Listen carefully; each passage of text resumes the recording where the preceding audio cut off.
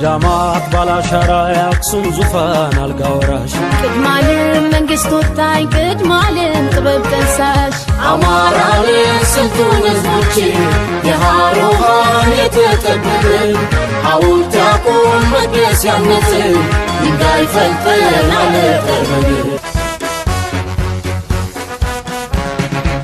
ከጣና ሰማይ ስር የተቸረው ዳሩ ማሽነው ለሀገሩ ሰላምን ሸምኖ በፊደላት ማሳ እውቀትን የዘራ ሸማ ፈትሎ ለባሽ ጠቢብ ነው አማራ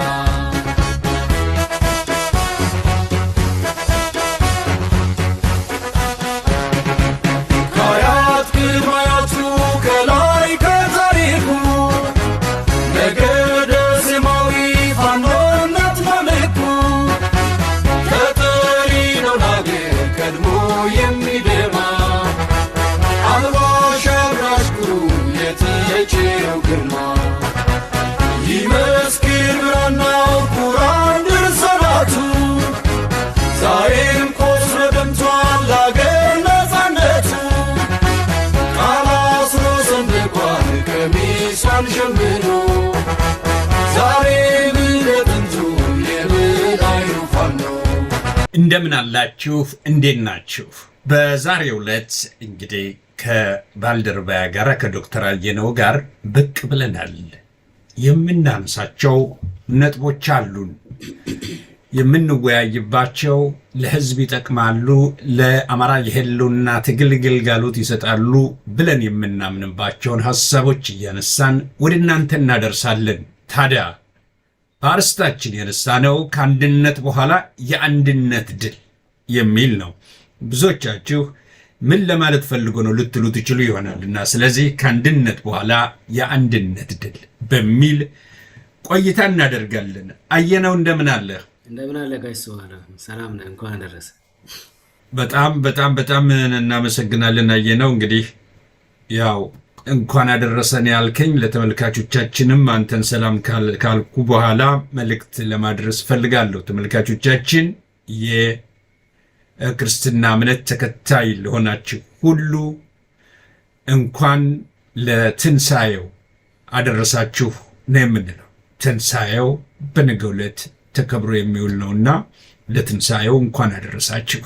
ታዲያ የአማራ የቁርጥ ቀን ልጆች የአማራ ፋኖ አጠቃላይ የአፋብን ከአመራሩ እስከ አባላቱ በሙሉ እስከ ተከታዩ ሁሉ እንኳን አደረሳችሁ እንላለን። በእምነቱ ውስጥ ላላችሁት፣ በእምነቱ ውስጥም የሌላችሁት በሀገራችን የሚያስደስተው አንድ ነገር አለ። አንዱ ያንዱን ተሳስቦ የሚውል አንዱ ያንዱን የሚያከብርለት አይነት ሆኖ አይተነው አልፈናል።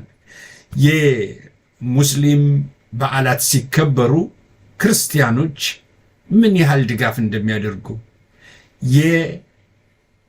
የክርስትና እምነት ተከታዩ ጥምቀትን ሲያከብሩ ታቦቱ ሲወርድ የሙስሊም ማህበረሰቡ ምን ያህል እንክብካቤ እንደሚያደርግ በታሪክ ያየነው ጉዳይ ነውና ይህ ተሳስቦ እርስ በርስ ተጠያይቆ አንዱ ሲደግስ ለአንደኛው ነው አንተ ልትቀርብኛ አይገባም ና እንጂ ብሎ ለብቻው ድስት ጥዶ አዘጋጅቶ የሚያቀርብ ማህበረሰብ አማራ እንዲህ አይነት ማህበረሰብ ካለበት የወጣን ስለሆነ እንዲሁ ብቻ የክርስትና እምነት ተከታይ እንበለው እንጂ ሁሉም ተሳስበው የሚውሉበት ነውና እንኳን አደረሳችሁ በድጋሚ።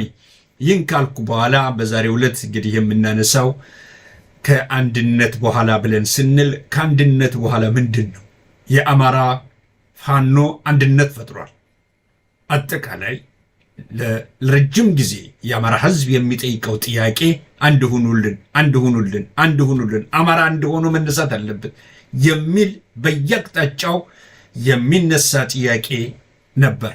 ይህ መልስ አግኝቷል። ከመልሱ በኋላ ደግሞ ሌላ ጥያቄ መነሳት አለበት ብለን ከአንድነት በኋላ የአንድነት ድል ይህንን ዘርዘር አድርገን የምናየው ይሆናልና ቀጥታ ወደ ዶክተር አየነው ሲሄድ የምናነሳቸው ነገሮች አሉ። አሁን በቅርቡ የሚከናወኑ ጉዳዮች አሉ ማንሳት ያለብን። ለምሳሌ ምርጫን አስመልክቶ የሚከናወኑ ነገሮች አሉ። ምርጫን አስመልክቶ ህዝብ ሰልፍ የሚወጣበት ሁኔታ አለ። እጅግ ያስገርማል። ይህንንም ማየት ስለሚያስፈልግና እነዚህንም የምንዳስስበት ነው። እሱ ብቻ አይደለም፣ የሚመረቁ ኮማንዶዎች አሉ። እነዚህ ኮማንዶዎች ሲመረቁ የምናየው እዛው ሀገራችን ውስጥ እዛው ኢትዮጵያ መሬት ውስጥ ሰልጥነው በአደባባይ ሲመረቁ እናያለን። እንዲህ አይነት ትግል እኮ እኔ ሌላ ሀገር አለ ወይ ብዬ እንደው ብጠያይቅ እንዲህ አይነት ትግል እንዲህ ማንም ሀገር ሳይረዳው እንዲህ መሀል ላይ ሆኖ የለም ነው የሚሉኝ። እንዲህ አይነት እኔ ሌላዎችን ማወቅ እፈልጋለሁ።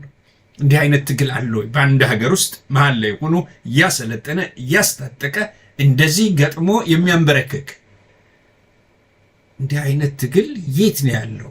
ስለዚህ አማራ ልዩ ነው፣ ልዩ ያደርገዋል። ለዚህ ነው አማራን ካላጠፋ ነው በምንም ታምር ህግ አልባ ሆነን ስነ ስርዓት አልባ ሆነን እንደፈለገው ይችን ሀገር መበጣጠስ አንችልም የሚል ዓላማ ስላላቸው አማራን ከመጀመሪያ ጀምሮ ማስወገድ ያስፈልጋል፣ ማዳከም ያስፈልጋል፣ ማጥፋት ያስፈልጋል ብለው የተነሱትም ለዚህ ነው ማለት ነውና አየነው። እንደ አማራነት ስታስብ ምን ይሰማል? እኔ አማራ አልሆንም ብለህ ታውቅ ነበር? እንደው ከዚህ ብንጀምር እኔ አማራ ፍጹም እንደ አማራ ልደራጅም ብለህ ታውቅ ነበር? እንግዲህ አማራነታችንን ሳናቅ በፊት እንግዲህ ያው ምንድነው የተኛውን አውሬ ነው የተኛውን በሬ ነካክተው ነው አደረጉት አውሬ ይላል እኮ አማራው ራሱ።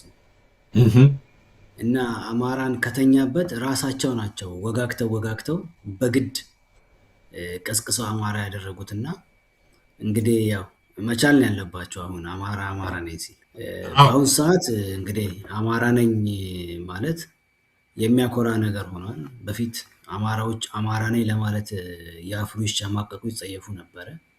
ጭራሽ ብሔረተኛ እንዳይባሉ ሁሉ ይደበቃሉ። አማራ ነኝ ያሉትንም ለማሳቀቅ ብዙ ጥረት ተደርጎ ዞሮ እውነቱን የተረዱ የአማራ ሕዝብ ዋጋ እየከፈለ ያለው በአማራነቱ እንደሆነ ጠላቶቹ በራሳቸው ብሔር ተደራጅተው በነገዳቸው ተደራጅተው አማራው ግን በኢትዮጵያ ጥላ ስር እየተታለለ እንዲኖርና እንዲያልቅ ነበር እቅዳቸው። ያው አልተሳካም። አሁን እንግዲህ ያው ብርሌ ከነቃ አይሆንም ዕቃ ነው። ነቅቷል፣ በቃ ተነስቷል። ከዚህ በኋላ የተነሳ ህዝብ ደግሞ ማንም አይመልሰውም። ብሔረተኝነት ያው ሰደድ እሳት ነው፣ መቆም አይችልም። ስለዚህ አማራው አማራ ነኝ ብሎ ተነስቶ ራሱን አደራጅቶ ከማደራጀትም አልፎ እየመከተ ነው ያለው። ያ መመከቱ ነው እንግዲህ በቃኝ ከዚህ በላይ ጥቃት አልችልም ብሎ የተነሳው አማራ ነው እንግዲህ የአባቶቹን ታሪክ ፋኖነትን ይዞ ወደ ጫካ ይገባ።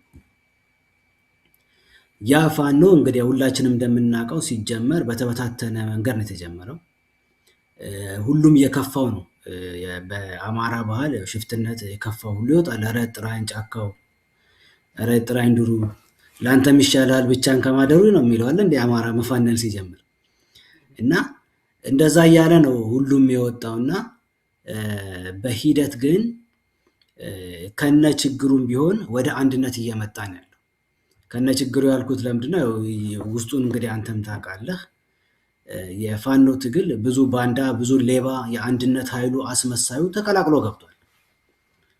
እንግዲህ ያው ይታወቃሉ። ዞሮ አሁን ያለውን የአማራ ትግል የማይቀለብሱበት ደረጃ ደርሷል።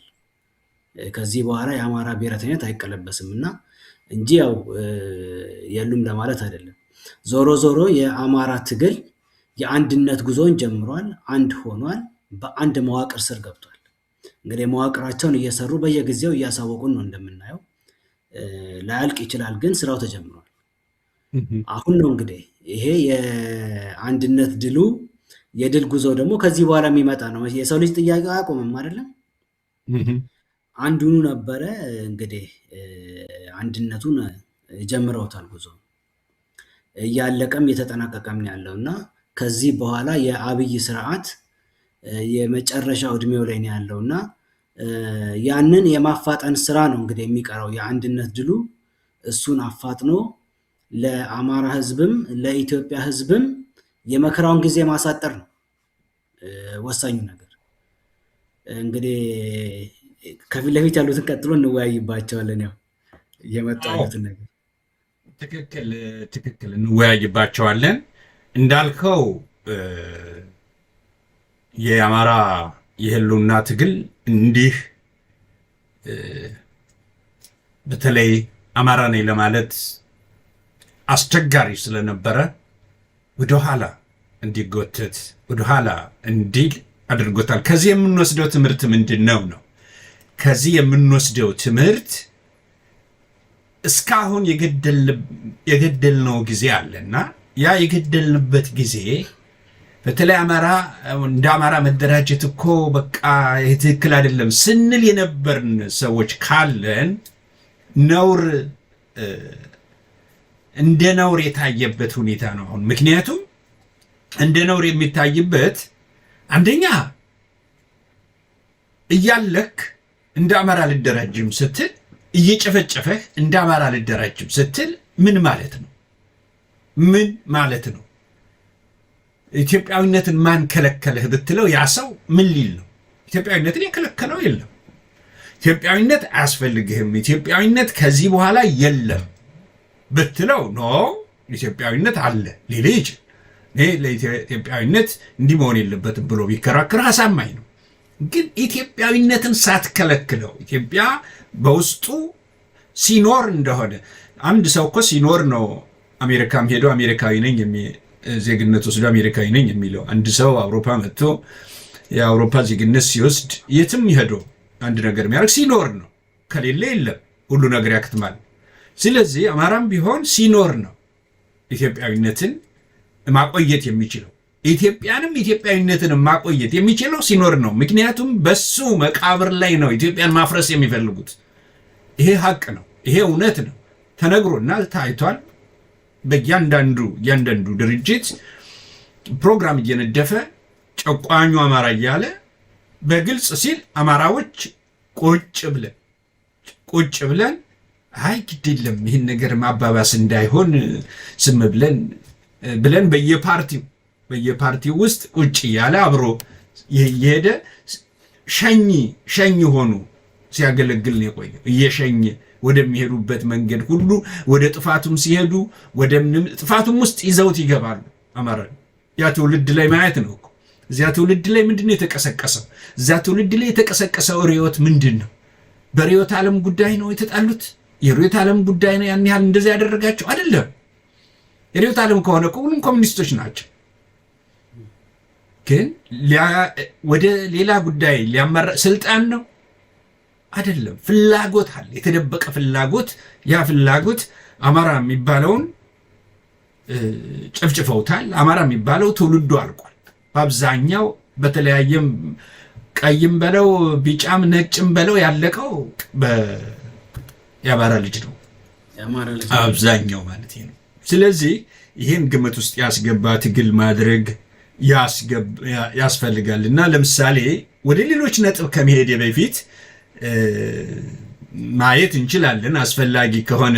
አሁን ይሄንን ትንሽ እንስማውና እንግዲህ ይህ ምስራቅ ጎጃም እነማይ ወረዳ ወይራ ንዑስ ከተማ ትምህርት ቤት እንግዲህ ለ16 ወራት የአብይ አህመድ የግል ወንበር አስጠባቂ ለ16 ወራት ይዞት የቆየው ካምፕ አድርጎ ይዞት የቆየ ትምህርት ብልጽግና ነኝ ወይም ደግሞ እየበለጸኩ ነው የሚለው መንግስት ትምህርት ቤት የህፃናትን መማሪያ ትምህርት ይጀመር እያለ የዘባረቀው መንግስት እንግዲህ ለ16 ወራት ካምፕ አድርጎ የቆየው ትምህርት ቤት ነው።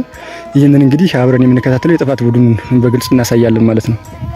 እንግዲህ ትምህርት ይማር የሚለው አገዛዝ ፋኖ አስቀርብኝ የሚለው አገዛዝ እንግዲህ ትምህርት ቤቶች እንደዚህ አድርጎ ማገዶ አድርጎ ወንበሮችን ባዶ አስቀርቶ ምንም ነገር በሌለበት ነው እንግዲህ ትምህርት ይጀመር ፋኖ ትምህርት አግዷል ምናምን የሚለው አገዛዝ እንግዲህ በዚህ ልክ ነው። እንግዲህ አሁን ትምህርት እንኳን ይጀመር ይባል እንግዲህ በምንድን ነው ማለት ነው? አሁን አገዛዙ እንግዲህ ወንበሮችን እየሰበረ እንዳልሆነ እያደረገ ህፃናት እንኳን የሚቀመጡበት በሌለበት ሀገር እንዴት ነው አሁን ትምህርት ይጀመር መባል የሚችለው? እንግዲህ ወንበሮችን በዚህ ልክ ሰባብሮ አስቀምጧል ማለት ነው። የቻለውን ሰብሯል፣ የቻለውን አቃጥሏል። በቃ እንግዲህ የአንድ ሃይስኩል ትምህርት ቤት በሚባለው ነው እንግዲህ አሁን እንግዲህ ያለው ወንበሮች ማለት ነው። እንግዲህ ትምህርት ይጀመር የሚለን ይህን ነው ማለት ነው። የጥፋት ኃይሉ አሁን የማሳያችሁ ትምህርት ቤት ነው። ግን ትምህርት ቤቶችን ያደረገው ምንድነው? ኩሽና ነው ያደረገው። ኩሽና ይህ ብአዴን የሚባለው ገዳያችንን አዝሎ ያመጣ የጀርባ የወገብ እከክ እንግዲህ በዚህ ልክ እንግዲህ ትምህርት ቤቶችን ኩሽና አደረገ ማለት ነው። ትምህርት ቤቶችን ኩሽና አድርጓል። እንግዲህ ይሄ ለሚሊሻ ማብሰያ ሆኗል ማለት ነው። ፈጣሪ ያሳያችሁ። ትምህርት ይጀመር በታስተ ሁኔታ ላይ ትምህርት ቤቶች ሀመሯችን እንዲጎዳ ነው እንግዲህ 16 ወር የያዘውን የትምህርት ቤት ካምፕ እንግዲህ ብላክቦርዶችን በዚህ ልክ ሰብሯል። ወንበሮችን ሰብሮ የቻለውን ጭኖ ያልቻለውን ደግሞ አቃጥሎ ሄደው ማለት ነው። እንግዲህ በዚህ ምንም መግለጽ የማንችላቸው እዚህ ቀበሌ ላይ እናቶች ተደፍረዋል፣ ህፃናት ተደፍረዋል፣ ቤት ንብረታቸው ተዘርፈዋል። ሳይፈልጉ በግድ የቻሉት እንግዲህ ምንድነው ይሄ እንደምታየው እጅግ የገራሚ ነገር ነው። በአማራው በኩል ሲታይ እንዲህ አይነቱ ነገር የማያስነሳው አማራ አለ ወይ? እንዲህ አይነቱ አማራ ምን ልንለው እንችላለን? ምክንያቱም በግልጽ ነው አንድ ሰራዊት ነኝ የሚል አሰማርቻለሁ የሚለው ይሄ ወራሪ አገዛዝ እንደዚህ የሚያወድም መሆኑን በግልጽ ነው ፋኖዎች እያቀረቡ ያሉ። ግን እሱም የሚቀሰቅሰው ደግሞ እነሱ የሚቀሰቅሱት ደግሞ ፋኖ እኮ ትምህርት ቤቶችን እየተጠቀመባቸው ነው የሚል አይነት ሁኔታ ነው። እንደዚህ ነው እንግዲህ ፋኖ ከፈለገ ባንክ አይዘርፍም።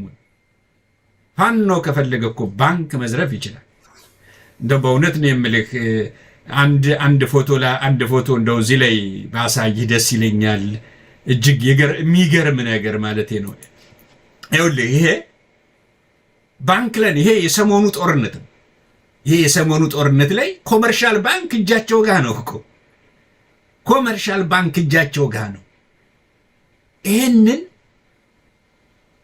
ይሄን እኮ እንትን ማድረግ ይችላሉ፣ መውሰድ ይችላሉ። ግን ፋኖች ላይ ለማጠጋጋት ቢሞክር እንኳ የማይሆን መሆኑን ነው። ይሄንን እያየ አማራ ይሄንን እያየ አሁንም ስለ ሌላ ጉዳይ የሚያወራ ካለ ይሄንን መመለስ መቻል አለብን። አሁንም መንገር መቻል አለብን፣ ልንነግረው ይገባል የሚል ነው። እንዴት ታየዋለህ? እንግዲህ ምን ይሄ እኮ ልብ የሚሰብር ነገር ነው። አማራው መርሳት የሌለበት ነገር አለ። ገና ብዙ ነገር ይጠብቀናል። በመጀመሪያ ደረጃ መንግስት የሚባለው ስልጣን አስጠባቂ ብቻ ሳይሆን ስር የሰደደ የአማራ ጥላቻ ስላለበት አማራን እንደ ዘር እንደ ነገድ ማጥፋት ስለሚፈልግ መሰረተ ልማቱን እያወደመን ያለው። ጦርነቱ መጠናቀቁ የአማራ ፈተና መጠናቀቁን አያሳየንም። የትምህርትና የጤና መሰረተ ልማቶች በሙሉ ወድመዋል። መንገዱንም ለራሱ ስለሚንቀሳቀስበት ነው ያልነካው እና አማራዊ ማወቅ አለበት። ይሄ ሆን ተብሎ ነው የሚሰራው። ትምህርት ቤት ያለው ከተማ መሀል መንገድ ዳር ነው እንግዲህ እንደሚታየው ማለት ነው። መከላከያ መሀል ከተማ እዚህ መንገድ ዳር ላይ የሚመሽገው ሆን ብሎ ነው። አንደኛ በጦርነት ውስጥ ምንም የሌሉበትን ንጹሃኖች ወይም ሲቪሊያን የሚባሉትን እንደ መከላከያ ለመጠቀም ነው። እንደ ሺልድ እንደሚባለው ማለት ነው፣ ሂውማን ሺልድ የሰው መከላከያ በመጠቀም ፋኖች እንዳያጠቁ ለማድረግ ፊት ለፊት እነሱን ላለመቅጠም ማለት ነው። ሁለተኛ ደግሞ የሚጠላውን አማራ ለመበደል እንደፈለገው ለመግደል፣ ለመዝረፍ፣ ለመድፈር ስለሚጠቀም ነው እና አማራ መቼም ከዚህ በኋላ ተነሳ ብለን አንቀሳቀሰውም፣ ተነስቷልና ግን የጥላቻውን ልክ ማወቅ አለበት። ከምንም በላይ አማራ ሆኖ መንገድ እየመራ ይዞ የመጣ ብአዴን የሚባል ጠላት አለን። በፈለገው ስም ይስጡት፣ ሚሊሻ ይበሉት፣ ሌላም ስም ይስጡት፣ ብአዴን ነው። የአማራ የመጀመሪያም የመጨረሻም ጠላት ነው። በእርቅ ስምም ይሁን በድርድር ስምም ይሁን በየትኛውም ስም አማራ ብአዴንን ይቅር ያለለት ነው የሚባለው እና ይሄ ሁሉ ውርደታችን ይሄ ሁሉ ውድመት የመጣብን በብአዴን መንገድ እየመራ ስለሚመጣ እና የአማራ ህዝብ አሁንም አቋም መያዝ አለበት። ፈጽሞ ለብአዴኖች ቅንጣት ታክል ምህረት ማድረግ የለበትም። አሁንም የነቁ ካሉ ጊዜው አልረፈደም፣ በጊዜ ወደ ወገናቸው መመለስ ይችላሉ። ካልሆነ ግን የፍርድ ቀን ሲመጣ ግን አማራ ለመጀመሪያ መፈራረድ ያለበት ከብአዴን ጋር። ያለ ብአዴን ምንም ነገር በአማራ ላይ ጥቃት አይደርስ ነበር። አንዳቸውም የትግራይ ወንበዴዎችም ይሁን የኦሮሞ ወንበዴዎች አማራን ጫፉን አይነኩትም ነበር። ሆኖም ግን ይህን በዚህ ደረጃ የተዋረድነው በራሳችን ውሾች ነው። ምንም ማድረግ አይቻልም እና ብአዴን የወደቀለት በነገራችን ላይ አብይ ይወድቃል። አሁንም እየሆነ ያለው ነገር ይሄ ነው መታወቅ ያለበት። አብይ ስልጣኑን ለማስጠበቅ ነው አማራ ክልል የተዋጋለው። አዛ የተሸነፈ ቀን ያበቃለታል። እየተሸነፈ ነው ያለው። ሆኖም ግን ያው ስሩ ተነቅሎ አላለቀም። ተነቅሎ ያላለቀው ብአዴን ስላለ እና የአማራ ህዝብ እዚህ ላይ ነው ተኮር ያለበት። የነጻነት ታጋዮችን ቢሆን ማተኮር ያለባቸው እዚህ ላይ ነው። ከስር መሰረቱ ከወረዳ መዋቅሩ ጀምሮ ነው መንቀል ያለባቸው። የመጨረሻ መርዝ የሆነ ድርጅት የማይጠፋ ለአማራ ፈተና የሆነ ቅድም ልጁ የጀርባ እከክ ነው የጀርባ ቅማል ሲለው ነበረ። በቃ ይሄ ነው በቃ ብአዴን እና ይቆጫል። ይህንን የሚመለከት የአማራ የትኛውም ዓለም ላይ ያለ አማራ መዘጋጀት አለበት። የሚጠብቀን ፈተና ብዙ ነው። ትውልድ ነው እየወደመ ያለው። በጣም እንግዲህ ይህንን እንደ ምሳሌ አነሳ ነው እንጂ በርካታ በድሮን በከባድ መሳሪያዎች የገበሬው ቤት አጠቃላይ አርሶ አደሩ ቤት እንደሚደበደብ ፋኖቹ በተለያየ ጊዜ ይገልጻሉ። በተለያየ ጊዜ ጉዳዩን ሰው እንዲያውቀው አማራው እንዲያውቀው ያደርጋሉ እና ይህንን አይቶ ማንኛውም አማራ ምን ቀረኝ ነው የሚለው ነው። በተለይ እየሄደ እንደው አማራው ላይ መጥቶ አንድ ነገር ከማድረግ ይልቅ ለመለጠፍ ሌላ ላይ ሄዶ ተለጥፎ ሌላውን ለማጠንከር የሚሰራ አማራ እጅግ በራሱ ላይ የሚቀልድና በእውነት ምን አይነት አስተሳሰብ እንደያዘ ስም ልንሰጠው ቢከብደንም ከዚህ በኋላ ምህረት ያለው ንግግር ይኖራል ብዬ አላስብም። በተለይ አማራዎች ለሚያደርጉት ጥንቃቄ ሊያስፈልገው ይችላልና እኔ ከዚህ ጋር አያይዤ ላነሳልህ የምፈልገው ነገር አለ። ሌላው ፋኖች በየአካባቢው ከፍተኛ ስልጠና ነው የሚደረገው። በየትኛውም ቀጠና ከፍተኛ ስልጠናዎች እየተሰጡ ነው ያሉት። ሰሞኑን የምናያቸው እንደዚሁ እጅግ ልዩ ኮማንዶዎች ሲመረቁ ሁሉ እያየን ነው እና ከዛ ውስጥ እኔ አሁን የልዩ ኮማንዶዎችን አሁን ዛሬ ማቅረብ አይደለም እኔ የፈለግኩት። አንድ እንደ አማራ ልናየው የሚገባና ራሳችንን እንድንጠይቅ የሚያደርገን አለ። ምን ያህል አማራ ነው በውጭ ያለው አማራ በእውነቱ ምን ያህል የሚለውን እንትን እንዲያደርገኝ እንዲሰማኝ ያደረገኝ ጉዳይ አለና እሱን እስኪ አንድ ትንሽ እንየውና በሱ ላይ ምንድነው ያንተ ስሜት? እንደማማስ እናራምደ የቆየነውስ ጉዳይ ምንድነው? እዛ ላይ ትንሽ ያንተን ሐሳብ መስማት ፈልጋለሁ። ተመልካቾቻችንም በዚህ ጉዳይ ላይ ምንድነው የሚሉት? አማራው ምንድነው ሊል የሚችለው በዚህ ጉዳይ ላይ እያየ እየሰማ ምንድነው መሆን ያለበት የሚለውን እንድናነሳው ነው የምንፈልገው። ምክንያቱም ይሄ የጋራ ጉዳይ ነው። አማራው በአጭር ጊዜ ወደ ማማው መውጣት መቻል አለበት። አለዚያ ጠላቶቹ ያጠፉታል። ጠላቶቹን ማስቆም አለበት። የጥፋት ተልኳቸውን መግታት አለበት። ያ ደግሞ ምን ስናደርግ ነው? አሁን ማየት ማሳይህን ነገር አይተን ሐሳብህን መስማት ፈልጋለሁ። የተመልካቾቻችንም አስተያየታቸውን እንዲያስቀምጡልን በስልክም በኢሜይልም በሚችሉት መንገድ ሊያስቀምጡልን ይችላሉ ምን ማድረግ እንዳለብን።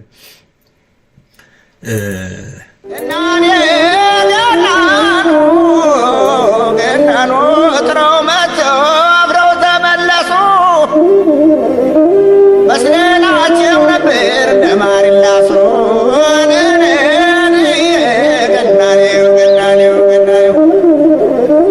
በበላይ ማሰቀል ያዘነ ሰው ሁላ ከደከመበት ማዲ ጥቂት ሰንገን ሳይበላ 5 ዓመት ሙሉ በባሩ ሲሞላ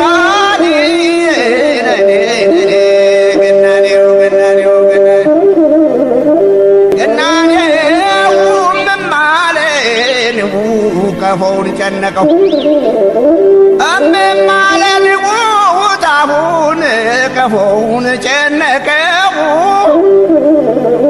ማር ብቻ መስሎታል መርዙ እንዳላወቀው። እዚህ ላይ ላነሳ የፈለግኩት አየኸው አይደለም የሚሄዱትን በደንብ ከተመለከትከው አልፎ አልፎ መሳሪያ ይዘው አልፎ አልፎ አብዛኛው በባዶ ሰልጥኖ በባዶ እጁ ነው የሚሄደው። ይሄን ሳይ እጅግ የሚሰቀጥጥ ነው። ተመልከት፣ ይሄ የሰለጠነ ኃይል ነው። በልዩ ኮማንዶ የሰለጠነ ነው። ልዩ ኮማንዶዎች ናቸው። እንደዚህ አይነት ስልጠና እየወሰዱ ወኔ ብቻ ባዶ እጁን ሲሄድ አማራ የሆነ ሁሉ ሊያፍር ይገባዋል። አማራ የሆነ ሁሉ ሊያፍር ይገባዋል። በተለይ አቅም ያለው አማራ ሊያፍር ይገባዋል በየትኛውም ቦታ። ለዚህ ነው አየኸው ወይ ያልኩህ፣ ባዶ እጁን ነው። ምን ይሰማሃል? እንግዲህ ጋሽ ባለው ይሄ በጣም የሚቆጭ ነገር ነው። በአሁኑ ሰዓት ፋኖ እየጠነከረ እንደመጣ ምንም ሁሉም የሚያውቀው ሀቅ ነው። በሁሉም የአማራ ግዛቶች በከፍተኛ ሁኔታ ስልጠና እየተካሄደ ነው ያለው። ስልጠና ማካሄዱ በራሱ ሎጂስቲኩ ቀላል አይደለም። ያንን ለማካሄድ ማለት ነው የሚያስወጣው ወጪ። የሰለጠነው ደግሞ ትጥቅ ያስፈልገዋል። ወደኋላ መለስ ብለን ወያኔና መንግስት ተብየው በሚዋጉ ጊዜ የአማራን ህዝብ ድጋፍ ለማግኘት ብሎ ትግሉንም እንዲያግዘው ሲፈልግ ማርከ ታጠቅ ብሎ ቀስቅሶ ነበር። በዛን ጊዜ ታስታውስ እንደሆነ በጣም ብዙ ወጣቶች በባዶ እጃቸው ተቀላቅለዋል። እንዲያውም በወቅቱ ቪዲዮ እናይ ነበረ። ባዶ እጃቸውን ሲሄዱ ማለት ነው። ስንቱ ተሰውቶ ነው አንዱ እየማረከ ይዘ የነበረው እና ብዙ አማራዎች በዚህ ሸፍጥ አልቀዋል። ብአዴን ወደ እሳት ነው የማገዳቸው። ዞሮ ግን ያ ጦርነት መቼም የመለኮት ጣልቃ ገብነት የምንበለው ለአማራ መልካም ዕድል ይዞ መጥቷል። ጦርነቱ ሲጠናቀቅ አማራው ታጥቆ ነው የጨረሰው። ሆኖም ግን የመንግስት ሴራ ነበረ፣ በባዶ እጁ ገብቶ ብዙ ወጣት እንዲያልቅ የተደረገበት ማለት ነው እና ዛሬም ያ ነው እኔ ከፊት ለፊት የሚታየኝ። ይሄ የሰለጠነ ኃይል ትጥቅ የለው እና ይህንንም ማርከት አጠቅልንለው ነው በባዶ እጁ ነው ጥያቄ። ጦርነት ከመጣ መቼም ድንጋይም ቢሆን ያወራውራል እንጂ ዝም አይልም። ባለው ነገር ገጥሞ የተሰዋው ተሰውቶ የተረፈው ደግሞ ማርኮ ይታጠቃል አይቀርም የቁርጥ ቀን ሲመጣ። ሆኖም ግን የዛሬ 5-6 ዓመትና ዛሬ አንድ አይደለም። አማራው ነቅቷል። አማራው ተደራጅቷል። ከመደራጀት አልፎ አለውልህ ለነጻነት ደርስላለሁ የሚል ኃይል መጥቷል። ይሄንን ኃይል አቅም ያለው መደገፍ አለበት፣ ማስታጠቅ አለበት በየአካባቢው ማለት ነው። አለበለዚያ እንዴት ነው አማራው ራሱን ሊከላከል የሚችለው? እንግዲህ ጦርነት ያለ መከላከል እኮ ብቻ አይደለም፣ መከላከል አይደለም 4 ኪሎ ግባ ነው እኮ የምንለው። እኛማ የምንፈልገው 4 ኪሎ ግባ ነው። 4 ኪሎ ግባ ስንለው እንዲህ ባዶ እጁን እኮ ይሄ የሰለጠነው ኮማንዶ ባዶ እጁን ነው።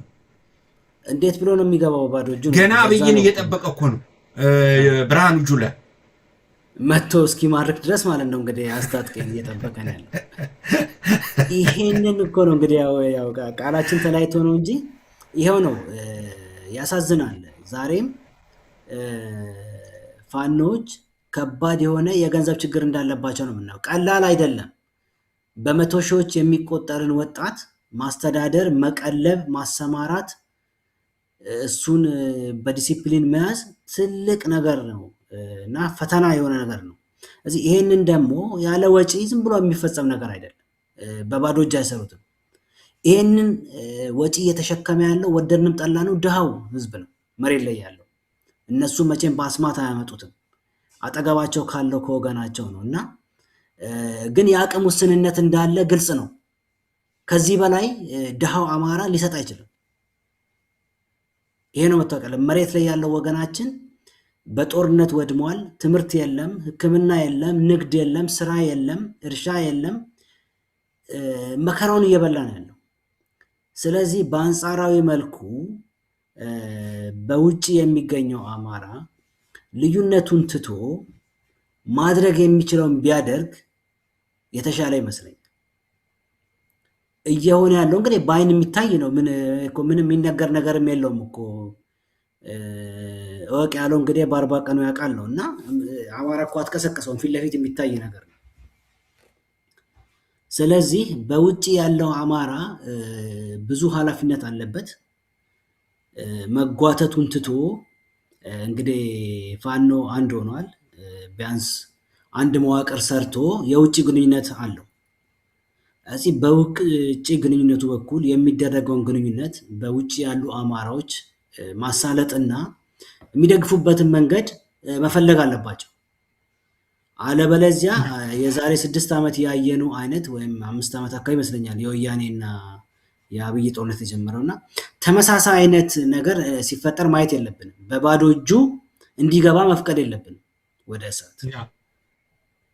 ዶክተር አየነው በእውነት እኔ ምልህ ውስጥህን የሚፈታተን ነገሮች አሉ።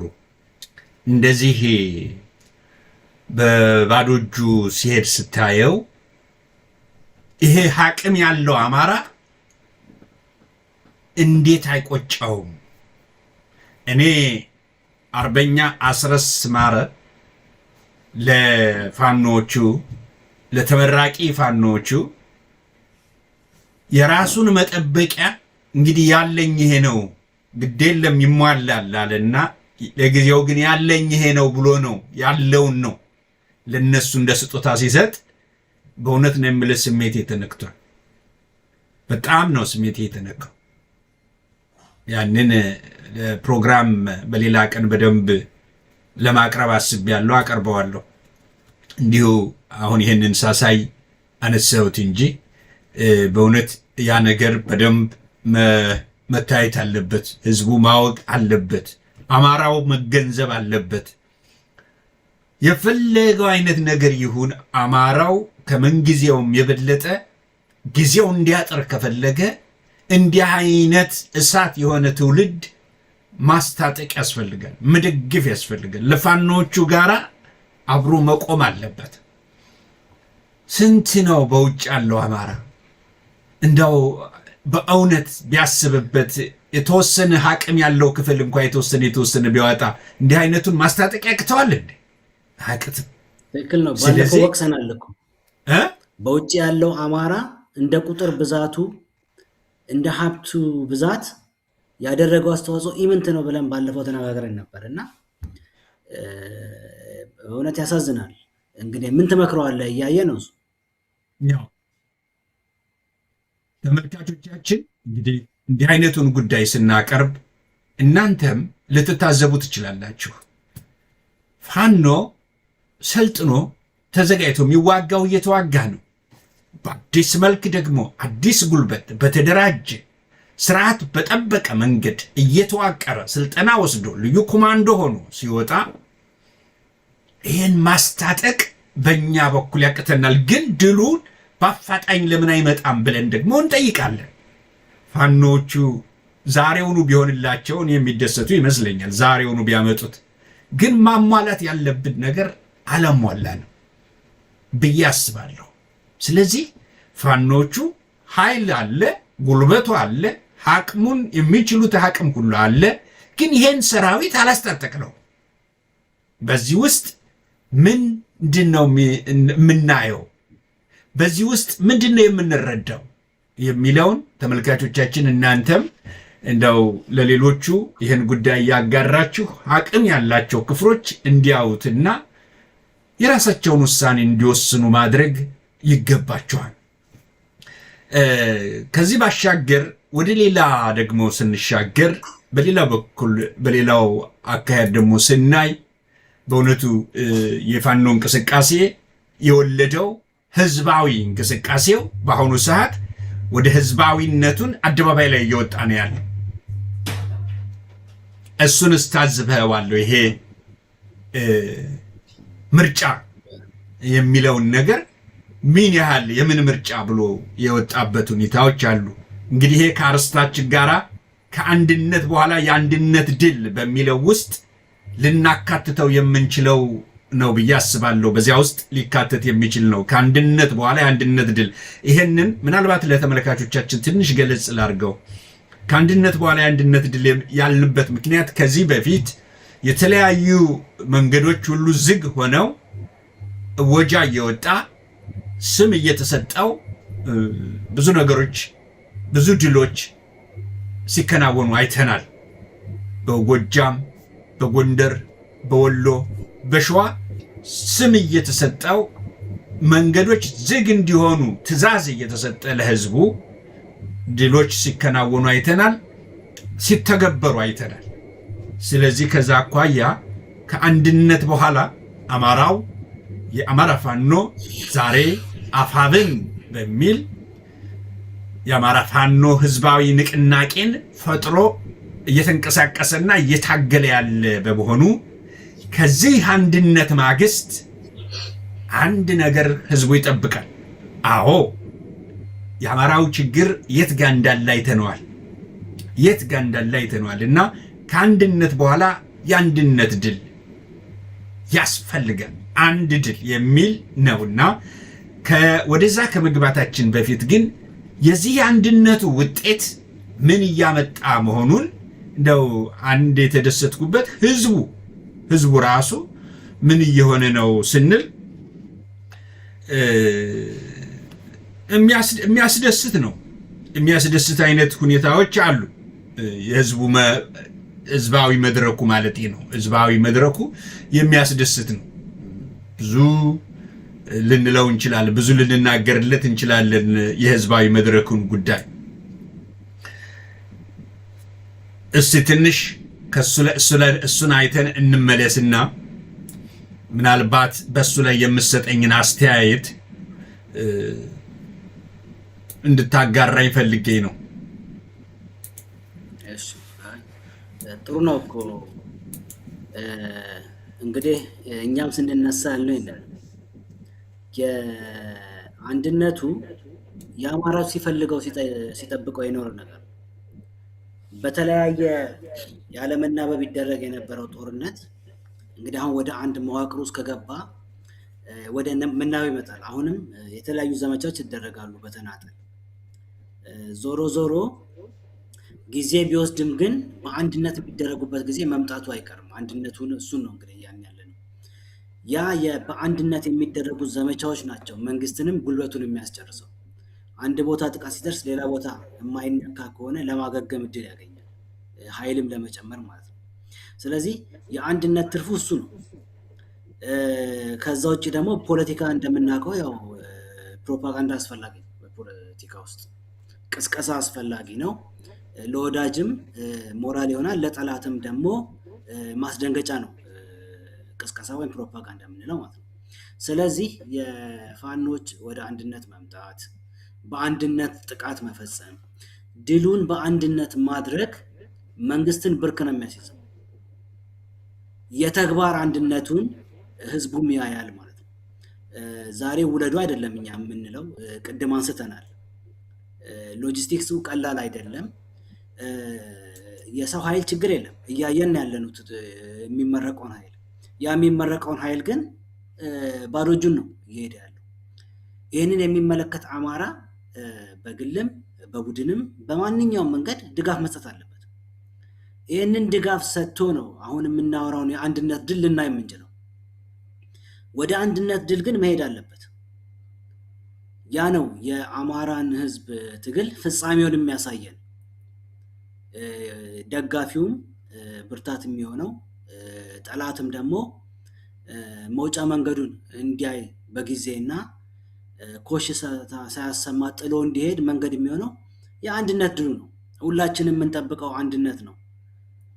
በዚህ መልኩ ነው መታየት ያለበት እና አንድነቱ እየጨመረ መምጣቱ የህዝቡን ኮንፊደንስ ነው የምታየው። ለምሳሌ አሁን ምርጫ አብይ እየጠራ ነው ያለው። እንግዲህ በመቼ ነው? በዚህ ግንቦት ውስጥ ነው የሚካሄደው። ወደ ግንቦት መጨረሻ አካባቢ 20ዎች ውስጥ ማለት ነው ይካሄዳልና በእውነት የመጀመሪያው ነገር መታወቅ ያለበት ይሄ ምርጫ ለአብይ የመግደያ ፈቃዱን ማራዘም ምንም ነገር ያለው።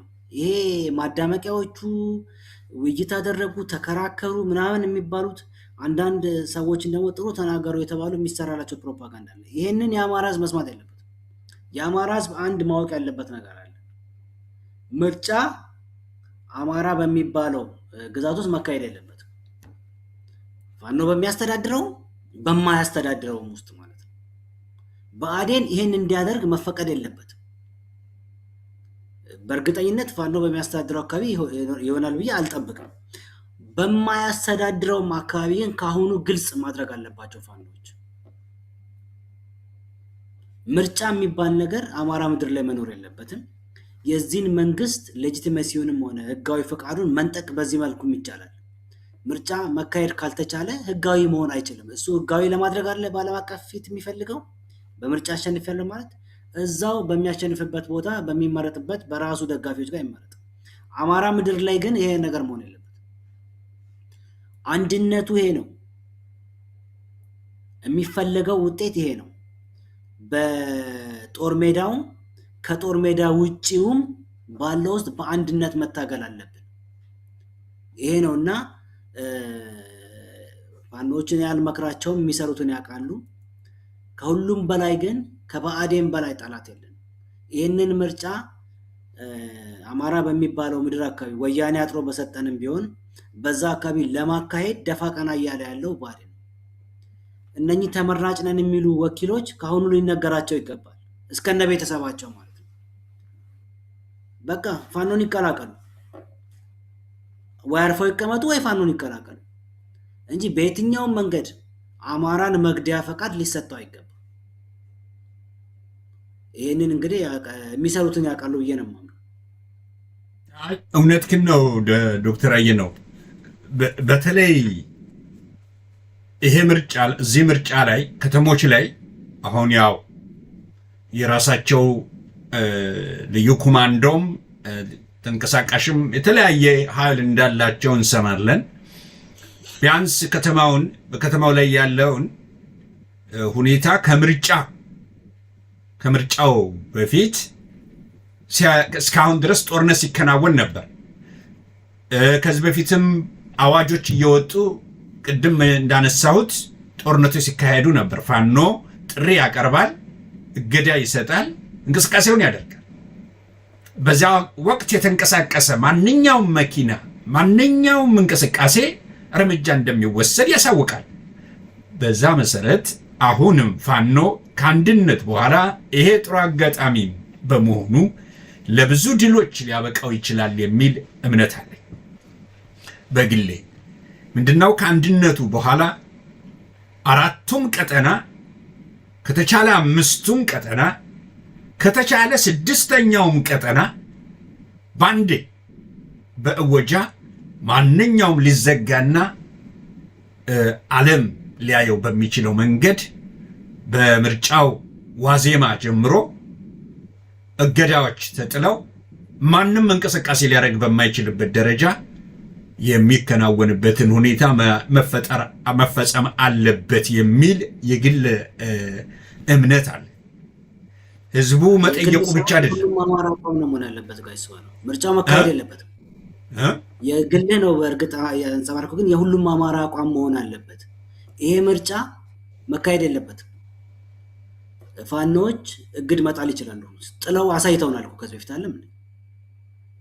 አሁን ደግሞ አንድ ከሆኑ ማዕከላዊ ትዕዛዝ መስጠት ነው። በሁሉም የአማራ ግዛቶች ከማዕከላዊ ትዕዛዝ እግድ መጣል ነው። እያዘዝናቸው አለ። የሚሰሩትን ያውቃሉ። የሚሻራቸውን የተሻለ አማራጭ መንገድ እነሱ ያውቃሉ። የሚበጃቸውን መንገድ ተጠቅመው ግን ምርጫው እንዳይካሄድ ማድረግ አለባቸው። በምንም ተአምር ህጋዊ መግደያ ፈቃድ አማራ ምድር ላይ ሊያገኝ አይገባም። አይደለም ዛሬ በፊትም ቢሆን የውሸት ምርጫ ነው እናውቃለን። አሁን ግን ፋኖ አቅም አለው። ይሄንን ማስቀረት የሚያስችል አቅም አለው። ጉልበት አለው። የፖለቲካ አቅም አለው። የህዝብ አቅም አለው። የሰው ኃይል አለው። ይሄንን አስተባብሮ ይታወቃሉ ብአዴኖቹ ምርጫ ለማካሄድ የሚሯሯጡትን ማለት ነው። ከዋናው ሰይጣኑ ጀምሮ እስከ ታች ድረስ ማለት ነው። ስለዚህ ግልጽ ማድረግ ነው በቃ ውርድ ከራሴ እንዲሉና ምርጫው እንዳይካሄድ። ከዚህ በኋላ የፋኖን ትግል መቀላቀል ነው እንጂ ያለበት መዳን የፈለገ ብአዴን ማለት ነው። ቅድም እንዳልኩ ጊዜው አልረፈደም። ለመዳን እድል አላቸው። ከረፈደ በኋላ ነው ችግር ይመጣውና ስለዚህ ሐሳባቸውን የሚቀይሩት ወደ ፋኖ ቢቀላቀሉ፣ ካልሆነ ግን አርፎ ቤቱ ቁጭ ማለት ነው በቃ። ይሄ ግን ያው የፋኖች ኃላፊነት ነው። በየትኛውም መንገድ እንዳይካሄድ ማድረግ ይችላሉ። ስለዚህ በአማራ ምድር ላይ እንዳይካሄድ። ስለዚህ ምንድነው አንተ የምትለው? ልክ ነው። በየትኛውም ቦታ እንዳይካሄድ ማድረግ አለባቸው። ግን ሌሎች አጋጣሚዎች ሳይኖሩም ወይ? ለምሳሌ ፋኖ እንዲህ ስናነሳው ያንን ማደናቀፍ ማስቆም ብቻ ሊመስል ይችላል። ግን ሌላም ትርፍ ያለው ይመስለኛል። ለምሳሌ ይህንን የውሸት ምርጫ ሊታዘብ የሚገባ ክፍል ይኖራል። ወይ ከአፍሪካ ሊሆን ይችላል፣ ከአውሮፓ ሊሆን ይችላል፣ ከአሜሪካም ሊሆን አንድ ሁለት ሶስትም ሊገቡ ይችላል። እነዚህ ጋዜጠኞች ወይ የሆነ ክፍል እንታዘባለን ብለው የሚጋበዙ ሊኖሩ ስለሚችሉ፣ አብይ ሊጋብዛቸው የሚችል ሊኖሩ ስለሚችሉ እነኛ ደግሞ ወደ አማራ ክልል ወደሚባለው ምናልባት እንሄዳለን ሊሉም ይችላሉና ጉድ ማየት ስላለባቸው በራሳቸው ትራንስፖርት በራሳቸው ጉዞ እነሱ ባመቻቹት ነገሮች ከተከናወኑ ፋኖ ምን ማድረግ እንዳለበት ከወዲሁ ድብልቅ ያለ ክልሉ ላይ ድብልቅ ያለ ሁኔታ እንዴት መደረግ እንዳለበት እና ይሄን ኃላፊነት በከተሞች ኃላፊነት መውሰድ ያለባቸው አስመራጭ ነኝ፣ መራጭ ነኝ፣ ተመራጭ ነኝ የሚለው በሙሉ ይሄ ግብስብስ ካድሬ የሚታይ ማለት ሌላው ቃል መነገር ስለሌለበት መሆን ያለበትን እነኚህ ክፍሎች ካላረፉ መደረግ ያለበት ጉዳይ በፍጹም ሊተው የማይገባ ጉዳይ ሆኖ እጅግ ከወዲሁ ዝግጅት የሚጠይቅ በመሆኑ ይሄን ማድረግ መቻል አለባቸው ብዬ አምናለሁ። ጠቀሜታ የለውም ወይ? እንደው አንተ እስከዚህ አኳያ አይተኸዋል ወይ? ማለት ህዝቡ ተቃውሞውን ያሰማል። አሁን እንቅስቃሴው ጥሩ ነው። በዛ ወቅት ግን አጠቃላይ የሚዲያም የሁሉም ትብብር ሆኖ በውስጥም በውጭም ያለው ትብብር ሆኖ በዚህ ቀን ድብልቅ ያለ ነገር መደረጉ ጥሩ አይሆንም ወይ? ምክንያቱም ይህ ዓለም አቀፍ ፕሮፓጋንዳውን ዜሮ የሚያገባ ስለሚሆን ማለት ነው። በዛ ቀን ከምርጫ ይልቅ ድሮን ይዞ ሲደበድብ ይውላል፣ በድሮን ሲደበድብ ይውላል ማለት ነው። ስለዚህ ምርጫ አይደለም የድሮን ድብደባ ነው የሚሆነው። የድሮን ድብደባ ስለሆነ እሱን ደግሞ ለዓለም አቀፉ ወዲያውኑ ማሳየት የሚቻልበት አይነት ሁኔታዎች ከተቻለም በውጭ ሀገር ቋንቋ በዛን ቀን የሚሰሩ ስራዎችን በተከታታይ መግለጽ የሚቻልበት አይነት ሁኔታዎች ቢመቻች፣ በሶሻል ሚዲያው ላይ ቢመቻች፣ በትዊተር ሊሆን ይችላል፣ ትዊተር ላይ ኤክስ ላይ ሊሆን ይችላል፣ አጠቃላይ ሌላው ማህበራዊ ሚዲያም ላይ ሊሆን ይችላል። ግን ይሄ ሁሉ አስፈላጊ ነው በዛ ወቅት ብዬ አምናለሁ። ከተቀናጀ ብዙ ሰው አይጠይቀውም። ብዙ ሰው የሚጠይቀው መሬት ላይ ነው። ይህን የፕሮፓጋንዳውን ጉዳይ ግን እውነቱን ለማሳየት ግን ጥቂት ሰው ብቻ በቂ ነው። ማሳየት ብቻ ነው። እነሱ የምርጫ ፎቶ ነው የሚያሳዩት። ይሄኛው ክፍል ደግሞ በተቃራኒው የሚሰራውን ጉዳይ ገልብጦ ሶሻል ሚዲያውን መቆጣጠር መቻል እንዳለበት ነው የሚያሳይ። ምክንያቱም ዜሮ ነው ያንን የሚያደርጉት፣ ተነጥሎ ይወጣል። ይሄስ አንተ በዚህ በኩል አሁን ይሄ ሐሳብ አይሰራም ብለህ ታስባለህ? ትክክል ነው ጋይስባ ነው። ፋኖ በወታደራዊ ትጥቅ ትግል እኮ አሸንፏል ኦልሬዲ። መንግስትም ያውቀዋል ፋኖን በጦር ሜዳ እንደማያሸንፍ። በፕሮፓጋንዳ የበላይነት ነው እንግዲህ እስካሁን ድረስ ያለው ማለት ነው። ስለዚህ ይሄ ምርጫ ለፋኖ ወሳኝ ነው። ፋኖ መንግስትን ከጦር ሜዳ ውጪ ማሸነፍ የሚችልበት አጋጣሚ ነው እና ለዛ ነው ካሁን ጀምሮ አሁን ጥሩ ስራ ተጀምሯል። ህዝቡ ሰልፍ እየወጣ ነው ያለው። ምርጫው አይካሄድም ነው የተቃውሞ ሰልፉ፣ ምርጫ አይካሄድም ነው እንጂ ዝም ብሎ የተቃዋሚ ሰልፈኛ አይደለም። ወይም ምንድነው የሚባለው በራሱ ቋንቋ ተፎካካሪ ሰልፈኛ አይደለም እየወጣ ያለው። ለምርጫ የሚዘጋጅ ሳይሆን ከምርጫው በፊት ድሮኗ ትቅር ነው አይደል እንዴ? ጦርነቱ ይቅር ነው። ስለዚህ እንግዲህ ማስታወቂያዎችን እያነበብ ነበር። የህዝቡ ተቃውሞ ምርጫው አይካሄድም ነው። ይሄ ተስፋፍቶ መቀጠል አለበት በአማራ ግዛቶች ላይ ማለት ነው። አማራ በሚኖርበት በየትኛውም አካባቢ ምርጫው አይካሄድም የሚለው የተቃውሞ ድምፅ ነው መስፋፋት ያለበት። ከሁሉም በላይ ደግሞ ለዕለቱ ዝግጅት ያስፈልጋል። የፕሮፓጋንዳ የበላይነት መንግስትን ለማሸነፍ በዲፕሎማሲውም ሆነ በሚዲያው ትግሉ ማለት ነው መሆን ያለበት። ምርጫው መካሄድ የለበትም በአማራ ምድር ላይ። ምርጫው እንዳይካሄድ ነው ፋኖች ስራ መስራት ያለባቸው። ይሄን አድርጉ ማለት አንችልም። እነሱ መሬት ላይ ያሉት እነሱ ናቸው። የሚበጃቸውን አካሄድ ያውቁታል። ሆኖም ግን በየትኛውም መንገድ ምርጫው መካሄድ የለበትም። ምርጫው አማራ ምድር ላይ ካልተካሄደ መንግስት ከዛ ውጪ በሚያደርገው ምርጫ ህጋዊ መንግስት የመሆን መብት የለውም። በዚህም በዛም ብሎ አድርጋለሁ ብሎ ለመምጣት የማይሰራው የማይቆፍረው ድራማ የለም። ያ እንዳይሆን ነው ፋኖች መታገል ያለባቸው። ምርጫው ካልተካሄደ መንግስት እውቅና የለውም። ያው የተለመደ ነው፣ በጉልበቱ ነው ያለው። አሁንም በጉልበቱ ይቀጥላል። እንደዚህ ግልጽ ሲሆን ጥሩ ነው። እየተሰራ ያለው ድራማ ግን ለዓለም አቀፉ ማህበረሰብ ህጋዊ ነኝ በምርጫ ተመርጫለሁ ነው ማለት ነው እንጂ ለኢትዮጵያ ህዝብ አይደለም። በነገራችን ላይ ምርጫው የሚካሄደው ይህንን አውቆ አማራው ቁርጥ ያለ አቋም መያዝ አለበት። እድሉ አሁን ነው ለዓለም አቀፉ ማህበረሰብ አማራው በምርጫው እንደማይሳተፍ፣ ይህንን መንግስት እንደማያውቀው፣ ጠላቱ እንደሆነ ማሳወቅ ያለበት። ስለዚህ ነው በፍጹም ብአዴንን መታገስ የሌለበት ፋኖ ይህንን ጠላት የሆነ መንግስት ዓለም አቀፋዊ እውቅና ለማሰጠት የሚረባረበው ብአዴን ስለሆነ ከአሁኑ ግልጽ ማድረግ ነው። ይሄ አበልጅ አጎት አክስት የተባለ የሚደረገውን ማሽሞንሞን አቁመው ቁርጥ ያለ አቋም ነው። ይህንን ካድሬውን ከአሁኑ ትምህርት መስጠት ነው። ምርጫው እንዳይካሄድ ህዝቡ እየተደረገ ያለው ቅስቀሳ መቀጠል አለበት ሊቃወም። ከዛ በላይ ግን በዕለቱ ምንም አይነት እንቅስቃሴ መኖር የለበት። በየትኛውም የአማራ ምድር ህዝቡ ለመምረጥን መውጣት የለበትም። እነኚህ የምርጫ ኮረጆ የሚያመላልሱ መኪናንን ተባዮች እንዲመላለሱ መፈቀድ የለበትም። እንቅስቃሴ ከቆመ ምርጫው አይካሄድም ባጭሩ። ግን ከዛም በላይ አማራጭ ካለ መሬት ላይ ያሉት እነሱ ስለሚያውቁ እነሱ የሚበጃቸውን መንገድ ተጠቅመው መንግስትን በዲፕሎማሲው ድል ማድረግ ይችላሉ።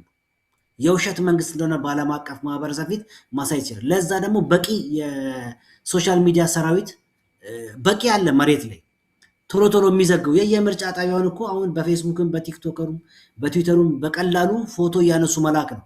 መንግስት የውሸት ድራማ እንኳን ቢሰራ መሬት ላይ ያሉ ወጣቶች ፎቶ እያነሱ መላክ ይችላሉ ወደ ውጭ።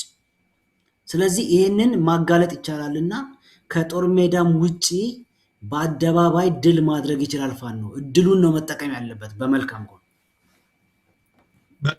በጣም ትክክል ነው። እንዲያውም በእውነት ካየነው ግን ምንድን ነበር የተከናወነው ከዚህ በፊት ብለን ካየን እኮ በእውነት አማራ አንዴ ከተነሳ ማድረግ የሚችላቸው በርካታ ነገሮች አሉት። በተለይ ካድሬው ይሄ በምርጫ ወዲያ ወዲህ የሚለውን በቃ አንዳንድ ሲያስቸግርህ የሆነ እኮ የሰፈር ወዲያ ወዲህ እያለ ሲያስቸግርህ የሆነ ነገር ስታረገው ሁሉ ነገር ሰላም ይሆናል። ሰፈሩም አረፍን ይላል። ሰፈሩ ራሱ እኮ አረፍን ይላል። በቃ የሆነ ነገር ሲሆን አንድ ሰፈር ውስጥ የሚበጠብጥ ነገር ቢኖር እንደው ያንን ቆንጠጥ ሲደረግ አረፍን ይላል። ስለዚህ ፋኖ ሊያከናውን የሚገባው በዚህ ጊዜ ታምራዊ ለምሳሌ ትዝ የሚለኝ አንድ ነገር አለ። 100 ተራሮች የሚል ያን ጊዜ 100 ተራሮች የሚል እወጃ ነበርና ምንድነው 100 ተራር? በየቦታው ጦርነት ነበር። መንገድ ዘግቶ እነዚያ የ100 ተራሮች በሚለው በቃ የታቀደ ጦርነት ነው። ልክ እንደዛ መንገዶች ሁሉ ተዘጋግተው እንቅስቃሴ መኪና ምን እንቅስቃሴ የለም ተብሎ ደግሞ በወሎ ላይም የተከናወነው ሸዋ ላይ የተከናወነው ጎንደር ላይ የተከናወነው ቀላል አይደለም። ስለዚህ ምንድነው ያን ጊዜ ምርጫውን ሳይሆን አብይ ድሮን ሲያመላልስ ወይንም ሄሊኮፕተር ሲያዝዝ እንዲውል ማድረግ ያስፈልጋል። ምክንያቱም ዓላማቸው ይሄ ነው። ምርጫም አደረገ አላደረገ አማራን መደብደቡ የማይቀር አማራን እየጨፈጨፈ ነው። ስለዚህ ይሄን ቢያደርጉ እጅግ ትልቅ ነገር ነው። ግን ይሄ ዝግጅት ይጠይቃል ከወዲሁ። ሌላ ነገር ላይ ጊዜ ሳያባክኑ በዚህ ጉዳይ ላይ ብቻ ጊዜያቸውን ቢያደርጉ ዓለም አቀፉን ሁኔታ ሁሉ ኮንትሮል ማድረግ የሚቻልበት አይነት ሁኔታዎች ይኖራል። አማራ እኮ እንዲህ አይነት ሰልፍ አድርጓል በየቦታው። አማራ እንዲህ ነቅሎ ወጥቶ ሰልፍ አድርጓል እኮ። ስለዚህ ዛሬ የማይደገምበት ምክንያት ምንድን? ይቻላል ካስዋለው ማደራጀት ነው። ዛሬ የማይደገምበት ምንም ምክንያት የለም ብዬ አምናለሁ። እናድርገው ካሉ ፋኖች ይህን ካሰቡበት ብዙ ነገር መስራት ይቻላል። ቢያንስ እንደዚህ መንገዱ ሊዘጋጋ ይችላል። በየአቅጣጫው በየትኛውም ቦታ አማራ ክልል በሚባለው እንደዚህ መዝጋት ይቻላል በየቦታው። ይህንን ካድሬ እያሳደዱ ትምህርት መስጠት ያስፈልጋል። በዛ ወቅት እንደዚህ መዝጋትም ይቻላል። ስለዚህ የሚያስፈልገው ዝግጅት ነው። ዝግጅት ካለ ሁሉን መዘጋገት ይቻላል። አሁን አለኝ የሚለውን ሰራዊት መንገድ ጥበቃ ውስጥ ሊያውለው ነው መታየት ካለበት። መንገድ ለጥበቃ ደግሞ ሲወጣ ምቹ ነው። ለመንገድ ጥበቃ ሲወጣ በጣም ቆንጆ ምቹ ነገሮች ይፈጠራሉ። ይሄም ሁሉ ጥናት የተደረገበት ከወዲሁ ጥናት ተደርጎ እንደዚህ መንገዱን መዝጋት ይቻላል በየቦታው። ከዚህ በፊት ይደረግ የነበረውን እንደዚህ ማድረግ ይቻላል። ስለዚህ ያኔ ሳይታጠቅ ያደረገው ክፍል ዛሬ ታጥቆ ማድረግ ይችላል በየቦታው ላይ እና ይሄ ከአንድነት በኋላ አማራው አንድ ከሆነ በኋላ ፋኖ አንድ ከሆነ በኋላ አንድ ድል ድንቅ የሆነ ተግባር ለአማራው ሊያጎናጽፉት ይገባል። ለዓለምም ሊያጎናጽፉት ይገባል። ይገባኛል።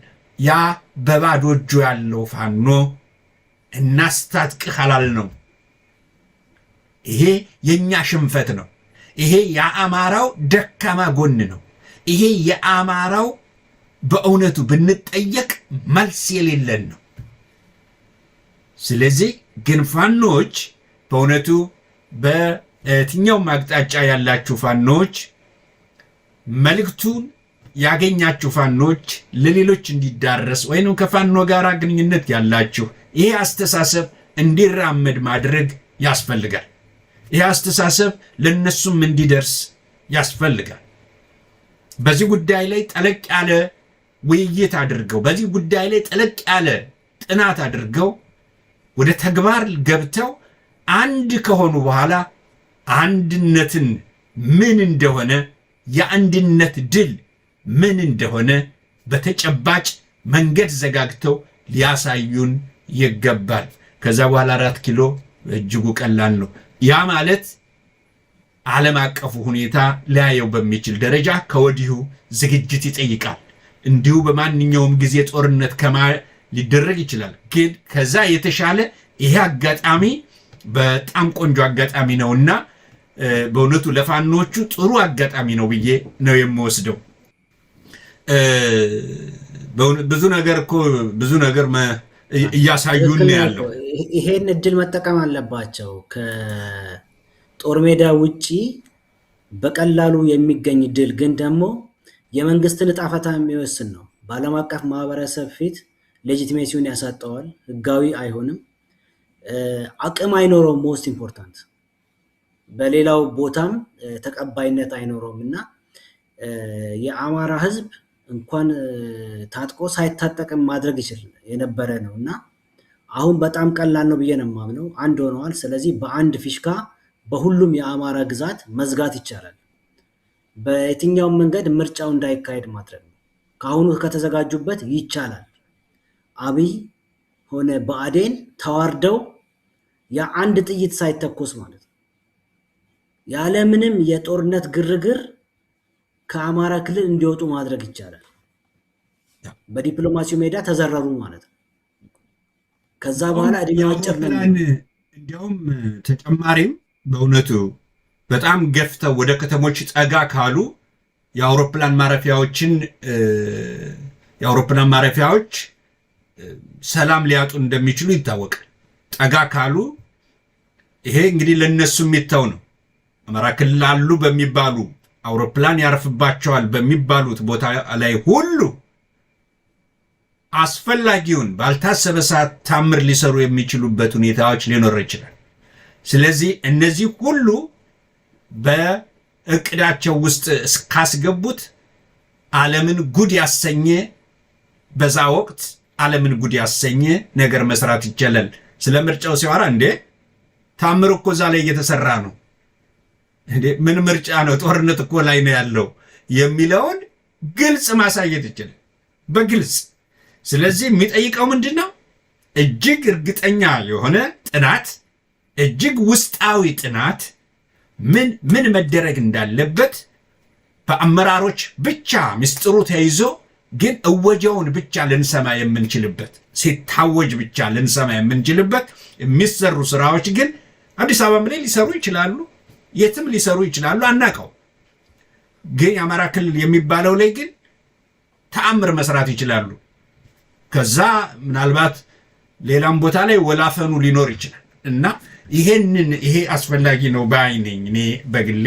አንተም ያመንክበት ጉዳይ ነው። እኔ በርካታው የአማራ ህዝብ የሚስማማበት ነው። ራሱ ፋኖችም ይስማሙበታል ብዬ ነው የማምነው። ይሄንን ጊዜ የመጠቀም እንደዛ አይነት ሁኔታዎች ላይ ከወዲሁ ራስን ማዘጋጀት ያስፈልጋል ባይነኝና እንዴ ይሄው አሁን እኮ የሚያሳዩን በርካታ ነገር አለ። በርካታ ጉዳይ እኮ አለ አሁን የምናየው። ልክ እንደዚህ አሁን የቅርብ ቀኑ እንኳን እንደዚህ ያየ ከዚህ በደንብ ይሄ ወታደራዊ ድል ነው ጋሱባል ለአብይ ምንም አይደለም። በነገራችን ላይ መታወቅ ያለበት የድሃ ልጅ ነው እዚህ ጋር የሚወድቀው። ስለዚህ ተክቶ ማምጣት ይችላል።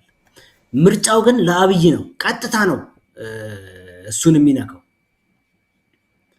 አብይ ይሄ ምርጫ የሚያካሂደው ለኢትዮጵያ ህዝብ አይደለም፣ ለአማራም ህዝብ አይደለም። መታወቅ ያለበት ለዓለም አቀፉ ማህበረሰብ ሰላም ነው ምርጫ አድርጌ ተመርጫለሁ፣ ህጋዊ ወኪል ነኝ እኔ ነኝ ብሎ ራሱን ለመሸጥ ነው ይሄን የሚያደርገው እንጂ ጦርነት ለአምባገነኖች ምናቸውም አይደለም። ለነሱ የድሃ ልጅ ነገ አንቆ ያመጣል። ቅድም ያልኩ ለዚህ ነው። ፋኖ በጦር ሜዳ አሸንፏል እኮ አሁንም ከጦር ሜዳ ውጪ ነው ማሸነፍ ያለበት እና ይሄ ደግሞ ወርቃማ እድል ከፊት ለፊቱ መጥቶለታል። ይሄን እድል በአግባቡ ተዘጋጅቶ ከተጠቀመበት አብይን በጦር ሜዳ እንዳሸነፈው ከጦር ሜዳም ውጪ አሸንፈዋል። አበቃለት ማለት ነው። በቀላሉ ይጥሉታል፣ ጥይት ሳይተኩሱ ማለት ነው። ከዚህ በኋላ አብይ ምርጫ እንዳካሄድ ማለት ነው። በመላው ኢትዮጵያ የሚሰማ ካለ ጥሩ ነው፣ ህዝቡ ቢተባበር። ካልሆነ ግን አማራ በሚባለው ምድር ውስጥ መካሄድ የለበትም። ፋኖች ለወዳጅም ለጠላትም አቅማቸውን ማሳየት አለባቸው እና በዚህ መልኩ ነው አብይን መጣል የሚችሉት፣ በዲፕሎማሲ በኩል በመጣልና ህጋዊ ዓለም አቀፍ እውቅናውን በማሳጣት። በዚህ መልኩ ነው መሆን ያለበት ጋር። ትክክል። ህዝቡን እንደዚህ እስከያዙ ድረስ ህዝባዊ ውይይቶችን በየአቅጣጫው እያደረጉ እንደዚህ እስካረጉ ድረስ እንዳልከው ይሄኛውም መማረኩ ሳይሆን ይሄ ለአብይ ምኑም አይደለም ያልከው በእውነት ለእውነትም የሚገዛ ሐሳብ ነው። ምክንያቱም እሱ ቢያልቅ ሰራዊት ነው ብሎ የሚልከውም ቢያልቅ ለሱ ምኑም አይደለም። ያ ምርጫው ግን ለዓለም አቀፉ ማህበረሰብ ለኢትዮጵያውያን ሳይሆን ለዓለም አቀፉ ማህበረሰብ ይሄው ምርጫ አደረኩ ለማለት ነው። ክርክሮችም እኮ አሁን የሚያደርጓቸው ክርክሮች ያንን ለማሳየት ነው። ግን በነገራችን ላይ እነ በለጠ ሞላ እነ ጣሂር አማራ ክልል ነው የሚወዳደሩት ወይስ ኦሮሚያ ክልል ነው? ከአማራ ክልል አተናል ነው መሰለኝ። በቂ የሚወዳደር እጩ ስላላገኘ ከአማራ ክልል ውጭ ሄዷል በለጠ። አማራ ክልል ውስጥ በቂ እጩ አላገኘንም ብሎና እንደዚህ አይነት የተዋረዱ ሰዎች እኮ በቃ ምን አትንግ በለጠ ሞላ ምናልባት ወደ ሰላሌ አካባቢ ሊወዳደር ይችላል። ወይንም የሆነ ቦታ አንድ ጊዜ አይተህ ከሆነ አንዲት ልጅ አለኝ ሴቭ አድርጌዋለሁኝ። ምንድነኝ አለች፣ ቅማንት ነኝ ምናምን አለች። ከዛ በኋላ የአገው ወኪል ሆና አገው ላይ ወኪል ሆና እንደገባች ዛሬ ትናገራለች። እንዴ ይገርማል እኮ በድፍረት ነው እንደዛ የተናገረችው። እንዲህ አይነት ኮለኮላቸው ናቸው እኮ እነኛ አዳዲስ አሁን ታዲያ በለጠ ሞላ ፖለቲካ የሚታመስበት መንገድ ነው። ታዲያ በለጠ ሞላ እዛ ኦሮሚያ ሄዶ ቢወዳደር እንትን ተመረጥኩ ቢል ምን ይቺ ልጅ እንደተናገረችው ማለት ነው። አሁን ይቺ ልጅ እንግዲህ ቅማንትና አገው ያለ አይገናኝም አይደለ? የተለያየ ነው። እኔ ቅማንት ነኝ አለች፣ ግን የአገው ብሔረሰብን ወክዬ ነው ስትል ምን ማለት ነው? እንዲህ አይነቶች እኮ ናቸው። አሁን እሷ ለእሷ ፖለቲካ ተናግራ ነው በስላሙታ ነው። ግን ይሄ እንትን ነው አመድ ነው የረጨችባቸው በዚያ በፓርቲያቸው ውስጥ የነሰነሰችው ዘመን ነው። የደረስንበት ዘመን ያሳዝናል። በዚህ ደረጃ መውረዳችን በጣም አሳፋሪ ሁኔታ ያለበት ዘመን ላይ ያለ ነው እና ይሄ ነው እንግዲህ ያለው ሁኔታ አጠቃላይ። በእውነት ለመናገር እጅግ እነዚህ አሁን ቅድም እንዳነሳው እነኚህ ሰዎች አይደሉም ለአብይ እንትን የሚያደርጉት። እነዚህ ተሸንፈዋል እኮ ጋር ሰው በጦር ሜዳ አሁንም መማረኩ መቀጠል አለበት። ለምን የሚልከው ኃይል እስካልተማረከ ድረስ ተጨማሪ ይልካል። ያው ወደንም ጠላንም የሚልከው ጦር መሸነፍ አለ። ሆኖም ግን አብይን በሱ አትሰብረው። ሌላ የዳ ልጅ እያነቀ በአፈሳ መልሶ ይልክላል። ጊዜ ፈጃል ማለት ነው እሱን ለማሸነፍ። በምርጫ ግን እንዳይካሄድ ከተደረገ ቀጥታ ወገቡን ነው የምትሰብረው። በዲፕሎማሲ ስታሸንፍ ግን ቀጥታ ወገቡን ነው የምትሰብረው። ምርጫው እንዳይካሄድ ከተደረገ አብይ ከዛ በኋላ ምንም ህጋዊ ፈቃድ የለውም መንግስት የመሆን አምባገነንነትም በሀገር ውስጥ ብቻ ሳይሆን በዓለም አቀፍም እንዲታወቅበት ታደርጋለህ። እሱ ትልቁ የሚያስጨንቀው ይሄ ነው። ምርጫው እኮ የሚፈልገው ለዛ ነው፣ ለኢትዮጵያ ህዝብ አይደለም፣ ለዓለም አቀፉ ማህበረሰብ ህጋዊ ለማድረግ ነው ራሱ። እውነት ነው። ያንን ነው የሚፈልገው በትክክልም። ስለዚህ አሁን እስቲ አየነው። አሁን ከአንድነት በኋላ የአንድነት ድል ያስፈልጋል የምንለው እንደው ቀረ የምትለው እዚህ ጉዳይ ላይ ለህዝቡ መድረስ አለበት የምትለው ነገር ካለ እሱን እንቋጭና በሌሎች ነጥቦች ላይ ሌላ ጊዜ እንመለስበታለን። ምክንያቱም ይሄ በጣም አስፈላጊ ነገር ነው። ደጋግመን ማንሳት ያለብን ደጋግመን መነጋገር ያለብን ጉዳይ ነውና ይሄን ማሳየት አለብን። በግልጽ ማየት አለበት። አማራው በደንብ ማየት አለበት። ፋኖዎችም ማየት አለበት። ለነሱም አማራው ሊደርስላቸው ይገባል። ያንን ፋኖ ሊያስታጥቅ ይገባዋል። ከዚህ አኳያ ያሉትን ነገሮች እስኪ ጠቅልል አድርገህ መሰነባበቻ፣ ምክንያቱም ፋሲካ ነው መሰነባበቻ። ግልጽ ነው እኮ እንግዲህ አንድ ሆነናል ከተባለ የአንድነት ድል እንጠብቃለን። ስለዚህ ነው በአንድነት ውጤት እንዲያሳዩን እነሱ መክረው ዘክረው ይበጀናል ባሉት መንገድ በእነሱ ጊዜ የአንድነቱን ድል እንዲያሳዩን ነው እንግዲህ እየቀሰቀስን ያለ ነው። ከፊት ለፊት ወርቃማ እድል አላቸው። ስለዚህ ያንን ሊጠቀሙበት ይችላሉ ነው እንግዲህ ለማሳየት የሞከርነው።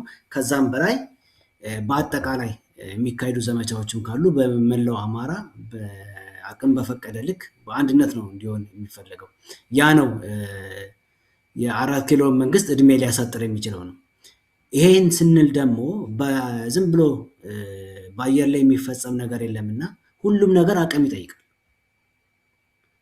ስለዚህ በአይናችን አይተናል። በባዶ እጃቸው ሲሄዱ ሰለጠኑ የተባሉ የአማራ ልጆች ማለት ነው።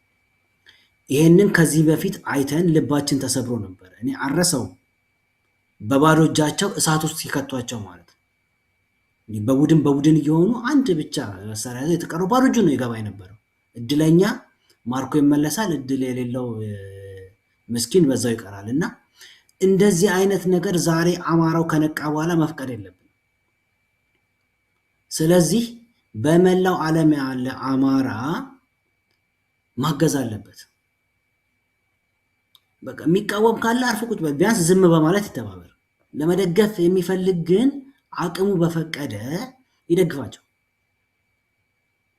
ስለዚህ የእነሱንም ብቻ እንዲያርጉ እንዳታርጉ እያሉ መጮ ሳይሆን መደገፍና የአማራን የነፃነት ጉዞ ለማሳጠር ሁሉም ያቅሙን ቢረባረብና ቢደግፋቸው ነው። እንግዲህ ተደጋግመን ተናግረናል።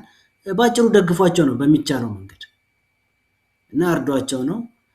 በተረፈ እንግዲህ ለመላው የክርስትና እምነት ተከታይ መልካም የትንሣኤ በዓል እመኛለሁ። በጣም አመሰግናለሁ ዶክተር አየነው። እንዳልከው አንድነት ወሳኝ ነው። አንድነቱ ደግሞ በድል መታጀብ መቻል አለበት። ብዙ የሚጠብቀው ነው። ብዙ ስራ አለባቸው ፋኖቻችን። በጣም በርካታ ጉዳይ ነው ያለው። ከዛ ባሻገር ግን አጋጣሚውም በጣም መልካም በመሆኑ መስከረም ሳይጠባ ከመስከረም በፊት አንድ ነገር መደረጉ ይህ አጋጣሚ ደግሞ ወሳኝ በመሆኑ ይሄ ከወዲሁ አንድ ነገር መደረግ መቻል አለበት። ይሄ ምርጫ ነኝ ቅርጫ ነኝ የሚለውን ነገር ዜሮ መሆኑን ማሳየት ያስፈልጋል እና ፋኖቻችን እንደምታደርጉት ሁሌም እንተማመንባችኋለን። ስለዚህ ፋኖ የአፋባን በአጭር ጊዜ ውስጥ ታሪክ ሰርቶ የአማራን ሕዝብ እጅግ ታሪኩን ከፍ አድርጎ የሚያሳይ ነገር ይፈጽማሉ ብለን እናምናለን። ይሄ እምነታችን ነው። ከአንድነት በኋላ የአንድነት ድል እያንዳንዱ አማራ እንደሚጠብቅ ምንም ጥርጥር የለም። ከአንድነት በኋላ የአንድነት ድል፣ ጊዜው ደግሞ ምርጫ ምናምን ቅርጫ የሚባለውን ተንተርሶ ብዙ ነገር ማድረግ ይቻላል። ታዲያ እጅግ እናመሰግናችኋለን።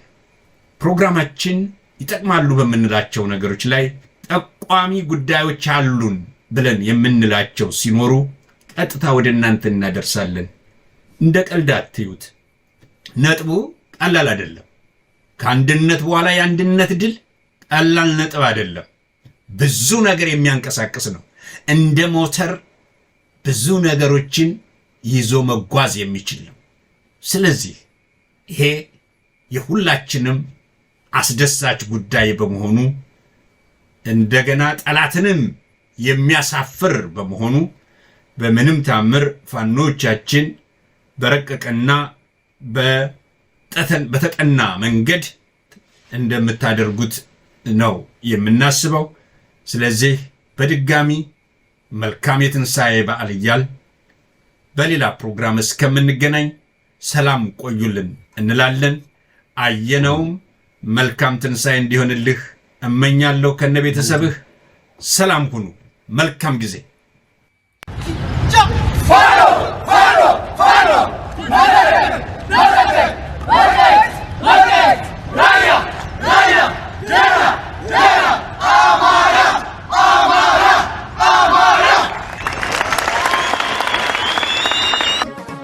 ገዢ ያልደፈረን ባህል ጠላት ያልበደል አማራነትን ተላብሰን አማራነትን ተኩለን ነፃ ህዝቦች እንደነበር ነፃ ህዝቦች እንሆናለን።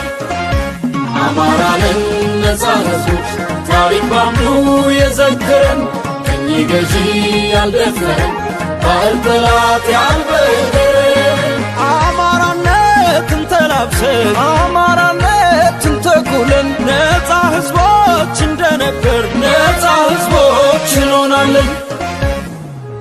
ከአገር ዘርፈን የማንከብር ቅርስ አውድመን የማንለማ